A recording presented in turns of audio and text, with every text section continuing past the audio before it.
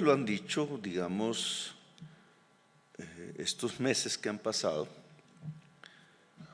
del actual gobierno han buscado estabilizar la situación fiscal del país. Tres elementos creo que han sido fundamentales: la reforma tributaria ya aprobada, la disminución del déficit del Fondo de Compensación de Precios de los Combustibles, que es una factura que había que pagarle a Ecopetrol, que es paulatina, es una cuenta atrasada que suma casi 39 billones de pesos, que es un endeudamiento del Estado, es parte de la deuda y en una cuantía enorme, una megadeuda. Comienza a ser pagada, ya se transfirió 6.5 billones y durante todos estos meses, en la medida en que se incremente de a 200 pesos el precio de la gasolina, irá disminuyendo.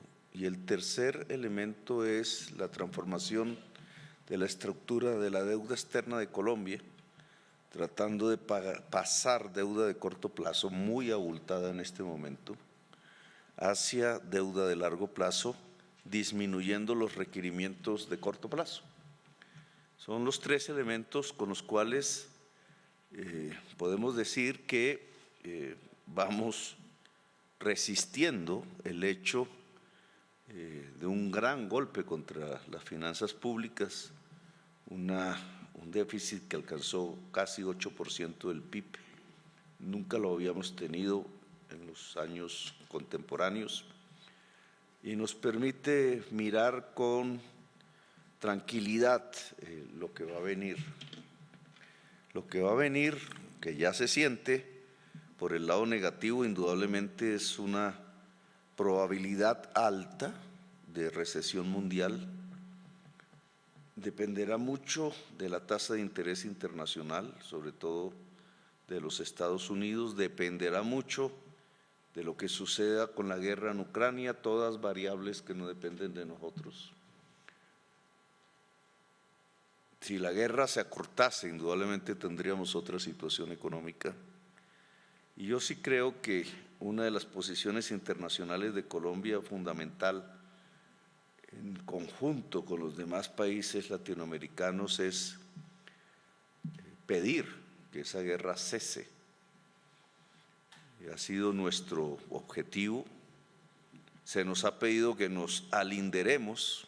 Indudablemente nosotros estamos en contra de cualquier invasión, pero no de unas y de otras no, sino de todas las invasiones que en este siglo se han dado y que no deben seguir dándose, porque colocan a la humanidad en circunstancias de enorme peligro. Todas estas invasiones tienen que ver con una economía fósil. En el fondo son guerras articuladas alrededor de combustibles fósiles, como lo fue Libia, Irak, Siria, como lo es la guerra de Rusia y Ucrania. Y quizás marca los tiempos de tensión que un cambio económico indispensable está definiendo. En la medida en que se necesitan cambios, en esa medida hay resistencias, y las resistencias tienden a ser violentas en el mundo. Los escenarios de la COP27 nos van, por ejemplo, nos van marcando ese tipo de tensiones. Ese panorama internacional se conjuga en Colombia con la crisis climática también. No lo escuché, pero este es un elemento fundamental. La pérdida que tiene el país hoy, aún por evaluar, realmente puede sobrepasar los 10 billones de pesos. Se deriva de las mismas circunstancias mundiales, solo que aplicadas a Colombia. La crisis climática es un asunto que cualquier entidad pública, cualquier parte de la sociedad, cualquier tipo empresarial de Colombia o del mundo tiene que tener en el horizonte inmediato. La crisis climática puede variar completamente las circunstancias de cálculo en un país. Si ustedes miran nomás lo que hace 3 años, quizás un poco más, en el año 2019 se podía predecir del mundo, predecir de Colombia, pues cambió completamente esa predicción si lo analizamos ex post. ¿Qué decían los analistas económicos en el año 2019 de la situación económica de Colombia, por ejemplo? No estaba el COVID, no había aparecido el COVID, no había aparecido la guerra de Ucrania, no había aparecido la amenaza de depresión mundial, no había aparecido la inflación de alimentos, sobre todo, a escala mundial y por tanto el crecimiento del hambre.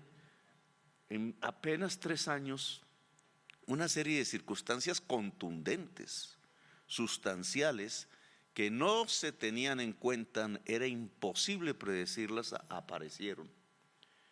En el fondo, los tiempos que estamos viviendo son tiempos de crisis.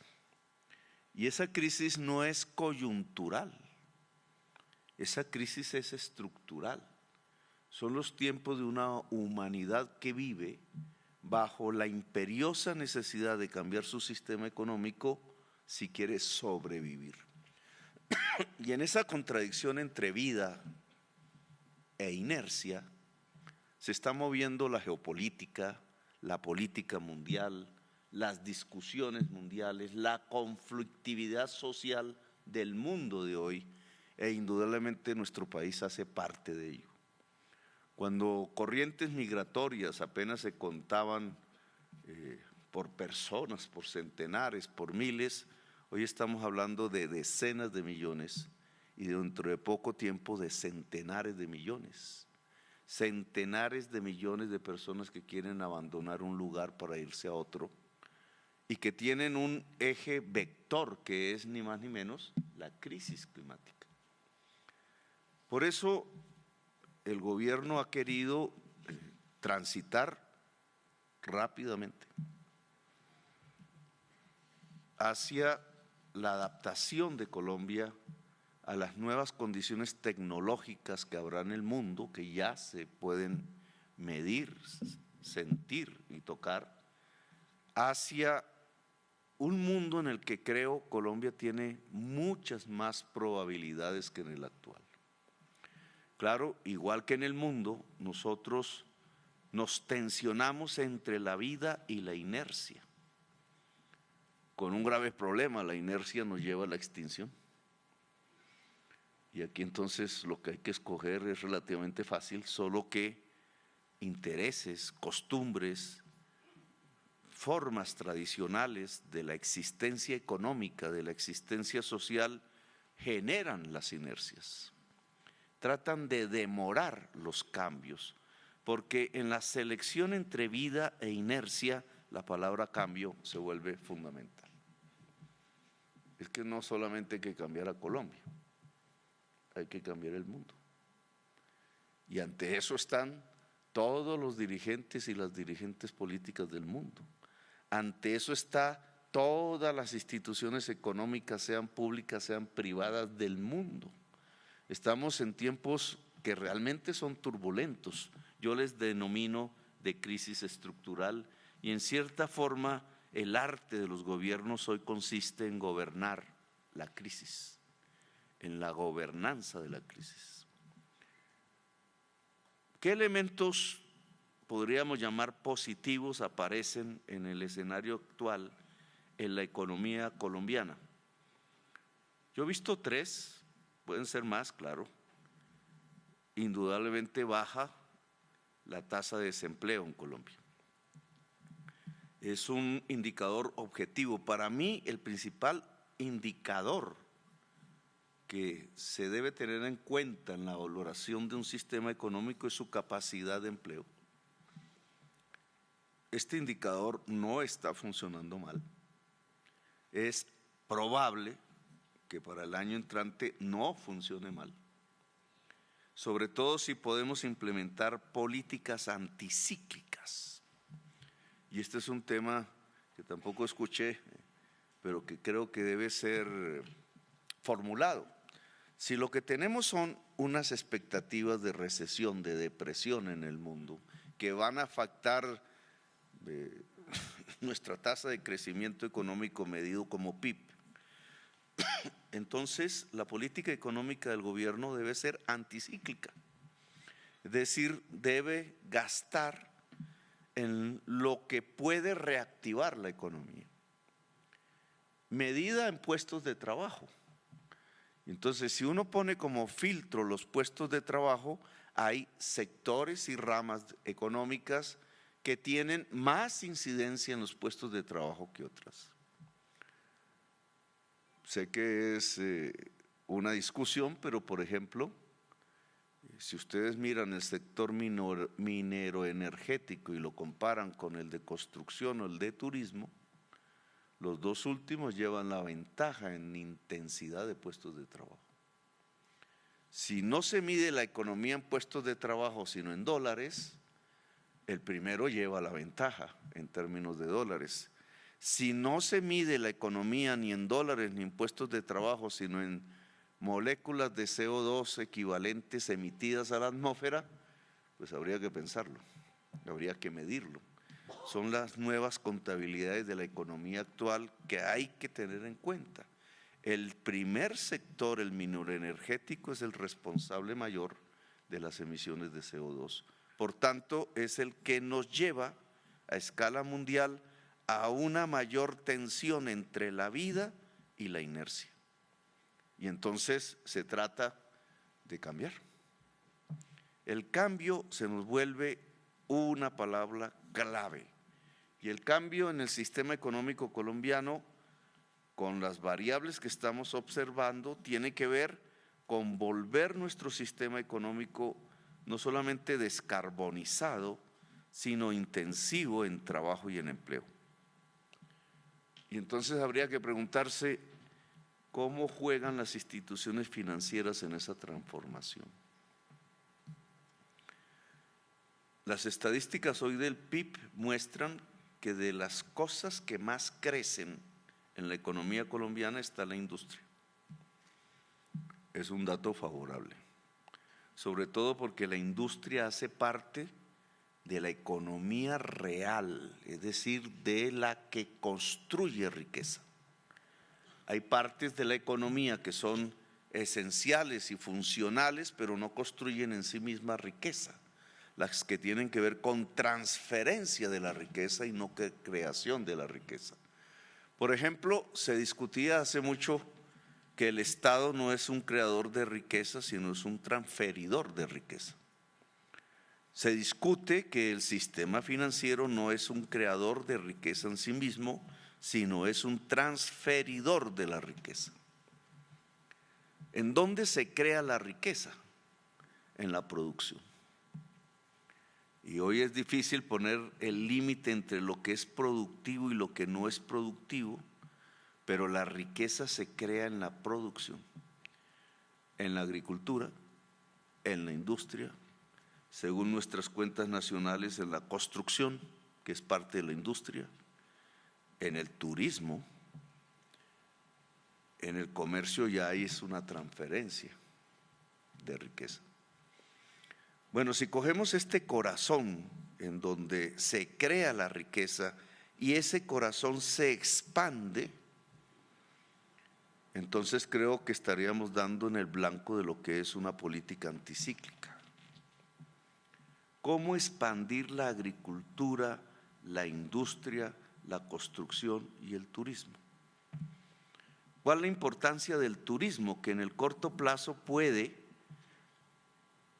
cambiar las actuales divisas de la factura fósil, de la factura petrolera. 15.000 millones de dólares son las exportaciones de petróleo al año actualmente.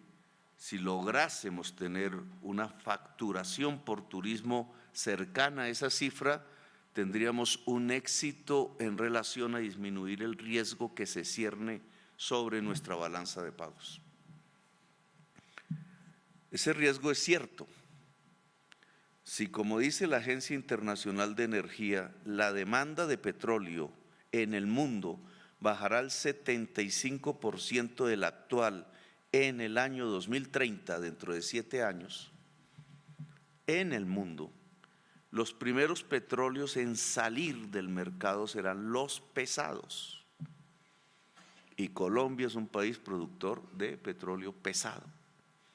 Luego aquí nosotros tenemos que prever el riesgo que tenemos al frente en apenas 7 años, cada año aumentando progresivamente hasta esa magnitud que dice la Agencia Internacional de Energía. Si va a disminuir al 75% y nosotros estamos en una situación vulnerable, ¿cuál es la política para evitar o mitigar ese riesgo? Pues nosotros creemos que si expandimos el turismo tendríamos un éxito de corto plazo. Entonces, por eso coloco dentro de estos 4 capítulos económicos la palabra turismo. ¿Por qué es necesario expandir la agricultura? Porque el mundo en crisis climática va a necesitar alimentos. Si ustedes lo que tienen hoy es una inflación de alimentos a escala mundial, es porque, entre otras razones, hay una escasez de alimentos a escala mundial. ¿Por qué hay una escasez de alimentos a escala mundial? Porque se agotan las tierras. Las tierras que se agotan son las del trópico. Por eso es que la gente del subsahara africano está tratando de cruzar el Mediterráneo. Y por eso es que millones de personas de Sudamérica y de Centroamérica están tratando de cruzar el río Bravo. Porque el equilibrio vital, agua y alimentos, se ha roto en una parte del mundo. Y esto se ha convertido en centenares de millones de migrantes. Bueno, si Colombia pudiera mantener su capacidad de expansión de la producción alimenticia y de su industrialización, podría aprovechar una circunstancia que existe en el mundo y que la podría articular al mundo de manera positiva. ¿Por qué la industria? ¿Y por qué la construcción, que es parte de la industria? Porque en conjunto con la agricultura y con el turismo es aquí donde se puede generar riqueza. Entonces, si el sistema financiero se liga a estos sectores, que en otras palabras significa, si el sistema financiero de Colombia privilegia como inversiones, como postura de créditos, como asignación de recursos, la producción, podríamos sortear con éxito el problema. No solamente el sistema financiero, el Estado también, que tiene que ver ya con lo que estoy hablando. Si las políticas del Estado aumentan la rentabilidad en la producción de alimentos, para esto hemos subsidiado fertilizantes, que ya entró en vigencia el programa, se está haciendo. Para esto hay que mejorar las compras estatales de cosecha. Para esto hay que hacer reforma agraria en el sentido de transferir tierras fértiles hoy improductivas hacia manos productivas. En conjunto, si logramos aumentar el crédito al sector agrario, el sector agrario que hoy está en recesión por la crisis climática en Colombia, podría crecer y por tanto generar empleo.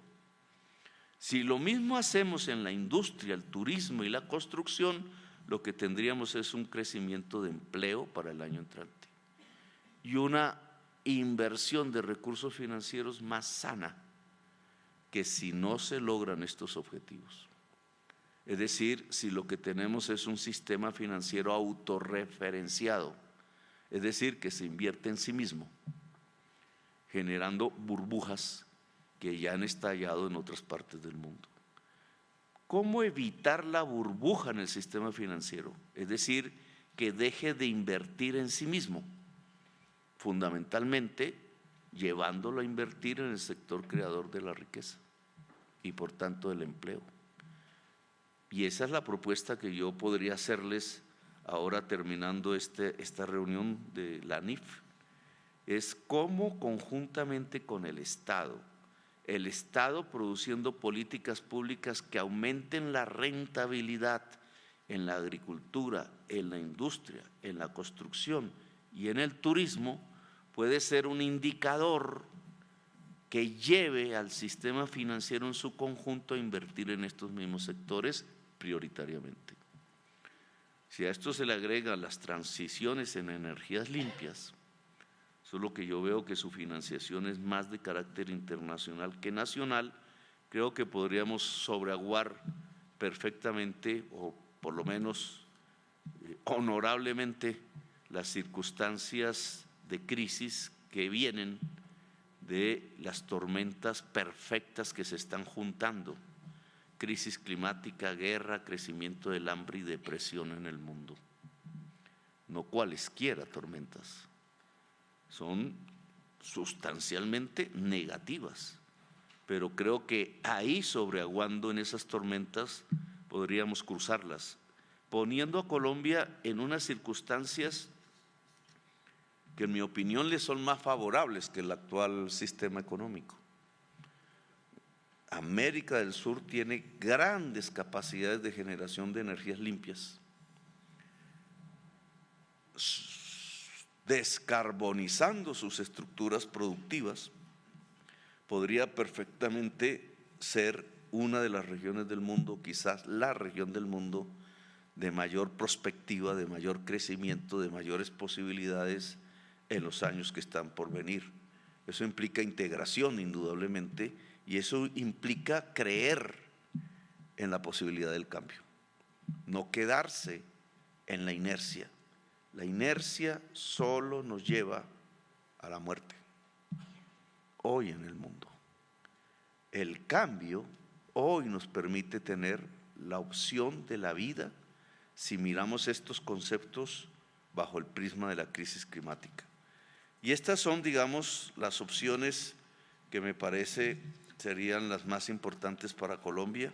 Hoy tenemos dos estadísticas positivas que nos permiten afirmar que este puede ser un camino: el crecimiento industrial del país, que se coaliga con el hecho de que hay compra de maquinaria y equipo como nunca antes, y el crecimiento del comercio exterior en productos no tradicionales, es decir, petróleo, carbón, de Colombia. Si miramos estas tres variables: compra de equipos y maquinaria, crecimiento del PIB industrial y crecimiento del comercio exterior no tradicional del país, casi en un 25%, creo que tenemos las bases que nos podrían llevar a afirmar con acierto que apostarle a la producción en Colombia es la mejor opción.